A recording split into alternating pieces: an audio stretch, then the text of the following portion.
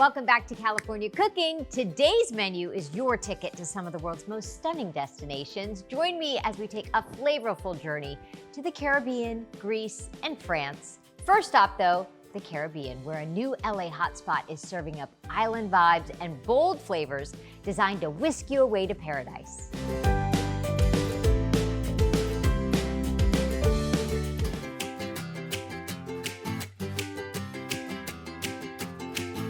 I'm Sam. I'm Chef Adrian. Welcome to Lucia. Lucia is a fine dining, modern Afro-Caribbean restaurant. So what we do is we take classic, traditional Caribbean dishes and we put a progressive modern spin on them. Classics that you know, such as oxtail, jerk chicken, we just reinterpret it in a modern concept way. Lucia was conceptualized by my travels through the Caribbean islands, visiting various islands, trying all different types of cuisine. One thing that I was surprised about throughout my travels in the Caribbean was the vast variety of cuisines from island to island. Coming back to California, I knew there was a space in the marketplace for this type of cuisine. There's too much flavor, there's too much creativity behind it, and it's not represented well here.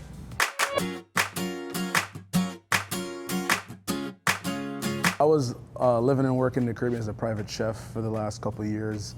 I was like semi-retired and just kind of cooking for a lot of high net worth individuals and celebrities. And Sam, kudos to him, he did a lot of extensive research because even though I've done my thing in the cooking world, I'm kind of hard to find. He did his research to be able to find me, contact me, we started talking, and the vibe was just right, you know what I mean? So that's kind of how we mesh well together and we started working on this project. I flew out to LA, went by his crib and cooked for him, and it was just organic. Just being able to give a very progressive take on the type of food that we do and let LA experience something different, that was very purposeful for me. When I heard his vision and see what he wanted to do and he showed me the deck and we started speaking, I was like, all right, man, I'm in.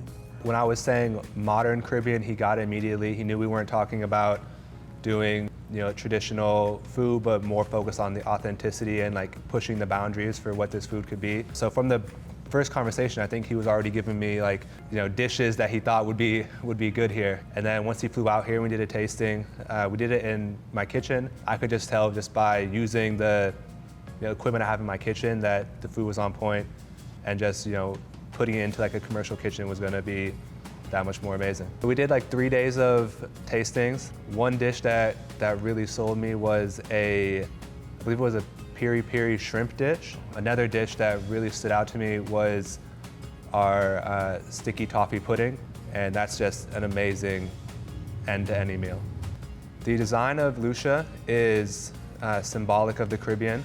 We wanted to pull different elements from different islands to make this feel like you're transported into the Caribbean. When someone takes a step off of Fairfax into Lucia, we want them to feel like they've been transported to a new destination.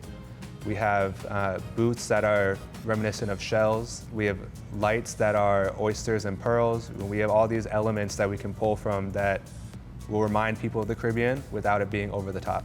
There's not a lot of spaces that can offer you fine dining cuisine, amazing vibe, good music, and that's what we strive to do. The space is amazing. When I first saw the renderings, I'm like, all right, I'm in. It's probably literally one of the nicest restaurants I've ever seen, and it's a privilege getting to work here every day. My background, I'm of Jamaican descent. I was born and raised in Jamaica, went to high school there. I've been in the culinary industry a very long time. My fraternal and paternal grandmothers had a restaurant together in Jamaica. That's how my parents met. It's literally in my DNA to cook. Having lived in Jamaica, I migrated to Canada, where I studied culinary arts, and then I spent the last 15 years in Canada doing all different types of stuff. I've worked as a culinary producer, food stylist. If there's a job that involves cooking, I've done it. So I was on Top Chef Canada. As a private chef, I've cooked for so many different celebrities: Alicia Keys, Drake, Virgil Abloh, Simone Biles, all lovely people. I loved what I did. It got me to be able to get to a personal level with them and be able to cook for them, and they would just give me free range to do whatever I wanted in the kitchen. So I really love and enjoy what I do. When it comes to this type of cuisine, I'm not trying to reinvent the wheel, I'm just trying to add a spokes to it and continue the work that other chefs and other institutions have done for years. These are are some of my favorites. Over here we have an ode to the island of St. Lucia. It's a saltfish and fig croquette with a huancaína sauce and a salsa criolla. So in the island of St. Lucia, they often eat what's called saltfish and fig. There's actually no figs in the dish. It's actually a green banana. That's what they refer to it as in the Caribbean. So we took the cooked down saltfish with aromatics and thyme and scotch bonnet and the coconut that would be the sauce for the saltfish dish, and the boiled green bananas, and we made it into a croquette. We have our grilled snapper. So it's a deep sea red lane snapper that we brush with green seasoning, which is a blended marinade of aromatics and herbs, and then it goes on the charcoal grill, the pimento grill, to give it that nice earthy flavor. And then we have a little herb salad on the side and fresh callaloo that's grown here. Here's one of my favorite. It's a jerk steak. So it's a jerk Wagyu flat iron that also goes on the pimento wood, gets a nice hard sear. We finish it with some brown butter, some house-made furikake, and then we have a herb oil that we make with culantro, which is Caribbean cilantro, a little bit of thyme, so whipped garlic, and then we have a spiced jus, which is basically just, we reduce some stock and make a Remy, classic French technique, from our oxtail, and then we fortify it, and that's our sauce for the steak. We have a classic, it's a Trini mac pie. So Trinidad is known for two things, curry and mac pie. It's basically a macaroni cheese casserole. So our interpretation is we bake it off, slice it, finish it in the oven, and then we hit it with fancier cheeses than you would in the Caribbean. We finish it with a brown butter, breadcrumbs on top, some fresh chives. Today we're making our vegan lychee ceviche here at Lucia restaurant. So we have some fresh lychee, some sliced onions, some cilantro, Japanese or Caribbean sweet potato, a little bit of edible flowers, and we have our marinade, which is comprised of a vegan leche de tigre, so no fish, lots of citrus, onion, jalapenos, and then we combine that with sorrel, so it's hibiscus flowers steeped as a tea with nice aromatics, some spices, cloves, allspice, pimento berries, cinnamon, orange peel. So we combine the jugo de Jamaica or sorrel with the lychee mix, and that's our base for our lychee. So we're gonna start off by adding our lychee to the bowl with a little bit of juice from the actual lychee. Then we're gonna hit it with our sorrel, AKA jugo de Jamaica, some sliced onions, cilantro, and then we're just gonna mix that. And you're gonna wanna let that sit for about 10 minutes so the flavor of the marinade can really seep through the lychee and just really enhance that flavor. So lychee is a fruit, but the way how we've prepared it and seasoned it, it kind of eats like the texture, the fiberness of it kind of eats like fish. So if I didn't tell you that this was lychee, you would not know that it's not fish. So we're gonna go in the bowl, then we're gonna go a little bit of avocado puree, some sweet potatoes. To reinforce those herbal notes, we're gonna dust a little bit of grounded up hibiscus on our rice chip, and then we're gonna hit it with a little bit of tahini. Forgot to hit it with the flowers, and that's our lychee ceviche. Thank you so much for hanging out with us today, and looking forward to seeing you in paradise.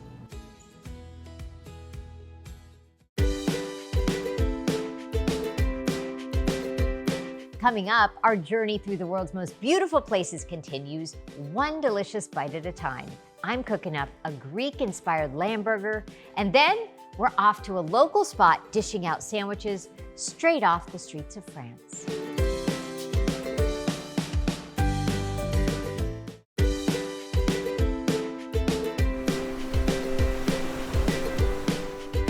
This summer, bring on the Greek vibes with my juicy lamb burger topped with a cool, creamy tzatziki sauce.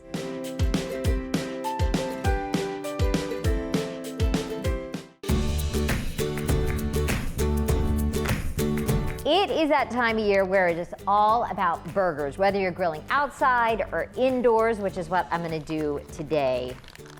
Summertime just makes you want a burger. So for this burger, I'm going to do a little spin on a lamb burger. Maybe you've enjoyed lamb in other ways, but a lamb burger is really yummy because it has a little bit, obviously, of a different taste than beef, and it's the flavors I'm gonna put with it that kind of harken to maybe a Greek-style recipe where I've got some cucumber, some Greek yogurt, dill, and then the seasoning I'm gonna put in our lamb, I think is kind of, I don't know, kind of interesting because I'm gonna add a little bit of cinnamon to our lamb meat. So first, we've got our lamb, it's 85-15, so 15% fat.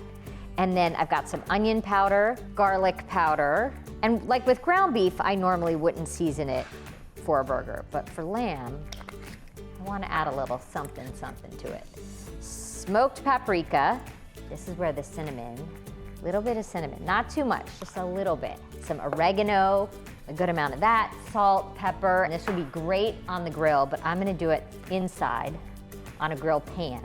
Mix up the seasoning and let this sit for a second while we make our topping for our burgers. I'm gonna make the topping for my burgers, and I've got some cucumbers and the mandolin, and I'm just gonna do a thin slice.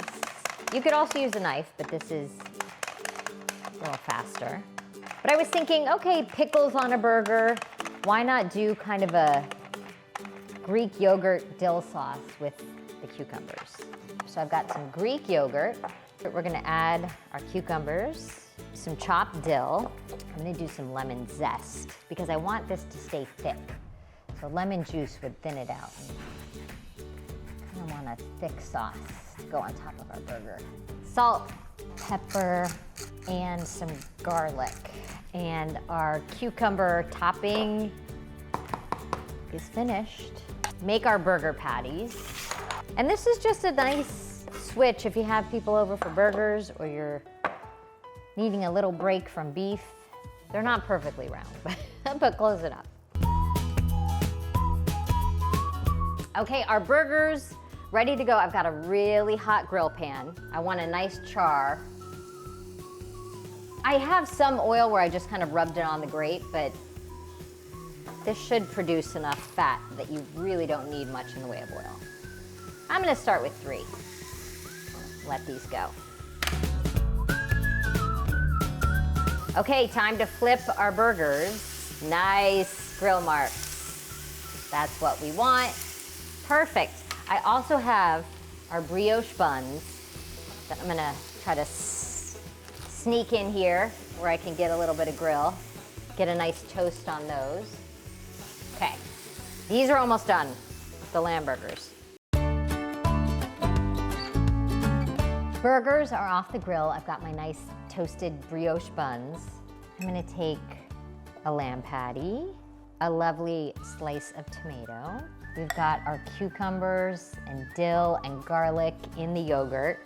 I love all of these flavors. And just because I can't have a burger without fries, I've got some crinkle fries that I put in the air fryer, but we're gonna jazz them up a little. Feta cheese, crumbled on top.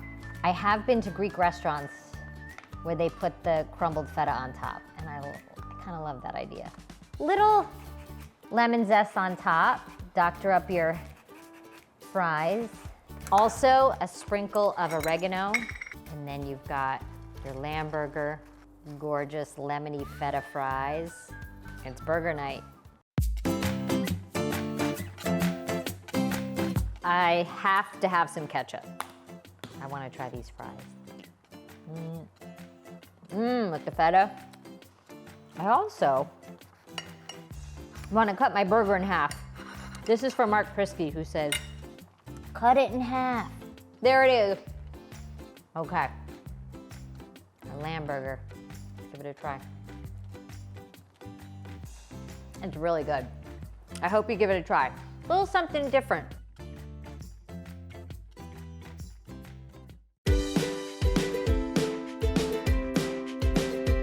Coming up, one last stop on our global flavor tour. We're visiting a local cafe serving up sandwiches that will transport you straight to the streets of France.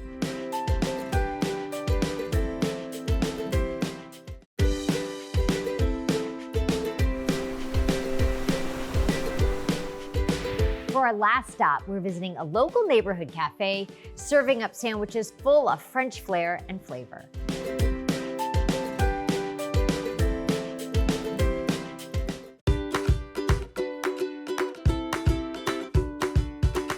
Hi, my name's Daniel, and I'm the owner of Maison Matho. Maison Matho is a French neighborhood cafe specializing in sandwiches, pastries, and coffee. About 4 years old. I started it during the 2020 pandemic, and we make sandwiches, pastries, everything in the French tradition. The vision for it was really to bring the food from France that I miss. Our specialties are fresh baked pastries and bread with which we make sandwiches. We make all the bread and pastries in-house, and then most of our preparations are also made in-house. Sometimes it feels like traditional foods, as they travel, across the world, they kind of lose a little bit of their authenticity. I try and stick to what I grew up with. Sandwiches is like an everyday thing. I mean, you just go to the bakery, the sandwiches are already ready, costs like $5, and you just grab a sandwich and get on with it, and it's the most delicious thing ever. So I felt like here I wasn't finding the right balance between the bread, the amount of butter, and the quality of the ham. So that's what I tried to achieve here. I'm from Grenoble in the Alps in France, close to the Swiss and Italian borders. Passion for cooking started at a young age. My mom's a great cook. Also, I just have been interested. I remember watching cooking shows as a kid instead of watching cartoons. Yeah, I started when I was 19. I'm actually part American. My mom's from New York. I guess it was always kind of in the books. I made the move 7 or 8 years ago. Not quite sure if I was gonna stay, and haven't regretted it since. Opening my own place has been the goal since the very beginning. And then being the owner and the operator and just being the only person in charge has always been a goal. Yeah. So even if it's small, even if it's tiny, that was the goal. I remember the smells, just being able to walk into any bakery, grab 2 croissants and an espresso and just be on my way. I mean, now it's coming more and more to Los Angeles. Yeah, just the visuals, the smells, all that. The bread is what we call a tradition baguette, so the type of flour that's used, and also the fact that it's sourdough based. Then we have here the classic jambon beurre, so ham and butter. I add pickles to it as well. It's a very simple, very classic, but I feel like it's greater than the sum of its parts. And then we're calling it Daniel's favorite. It has Italian prosciutto in it. It's a little more, decadent than the ham and butter sandwich. This is the one I would get when I was growing up. In America, people love eggs for breakfast, so I needed a egg, sandwich. What better than a classic rolled omelet with Comté cheese inside? Basically, bringing that dish into the sandwich form. This is kind of a LA shout out. I mean, LA is the home of the French dip sandwich. I always have a vegan sandwich on the menu, so this is our carrot salad French dip. So the sauce is a carrot vinaigrette. It's carrot juice, Dijon vinaigrette, and then we bring a little bit of smokiness with smoked black cardamom. Pastries are all made in-house. I do use French butter for the croissants. All the croissants are rolled out by hand due to the fact that we have a very small space and we don't have a dough sheeter. And then everything baked fresh every single day. We don't hold on to the pastries for over a day. Pink praline is specialty from my region. So candied nuts that are coated in sugar, flavored with orange blossom and vanilla. So one of my favorite things growing up was the pink praline brioche au praline rose. I really wanted to recreate that here because it's something that nobody else really does.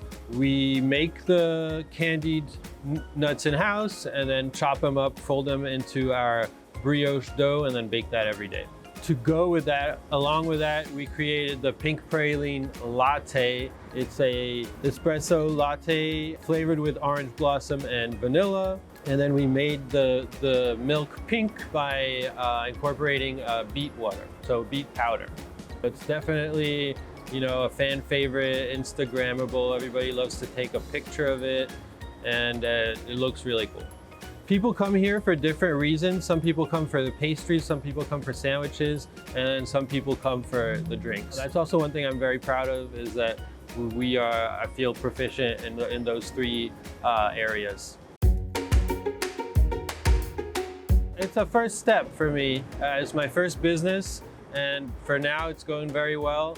And I do have dreams to grow from here. The community has embraced us, I feel. It's kind of a diverse neighborhood. Definitely French people. We had one right here like 5 minutes ago. So that's one other thing that brings me a lot of joy, is that the French community does show up. One of the greatest things you can do with food is to bring back memories. If it's a French person looking for a childhood memory, if it's you know, someone from here that wants to get the flavor that they had when they had that trip to Paris, yep. So that's what we're going for. Thank you so much for coming and for trying our food. Merci d'être venu chez Maison Matho. For the recipes featured in today's episode, follow us on Instagram at KTLA California Cooking. That does it for us. Thank you guys for watching. We'll see you next time.